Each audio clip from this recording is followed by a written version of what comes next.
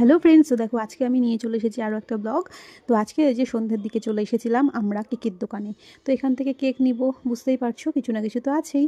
তো এই যে এই কেকটা দেখে মনে হলো যে কারোর অ্যানিভার্সারির জন্য একদম পারফেক্ট। তো না, আমাদের কারোর অ্যানিভার্সারি ছিল না, ছিল বার্থডে। তো বার্থডের জন্য একটা কেক নিয়ে নিলাম।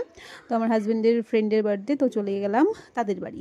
তো এই যে যেতে না যেতেই আমাদেরকে দিয়ে দিল চিকেন পকোড়া আর হচ্ছে ডেভিল।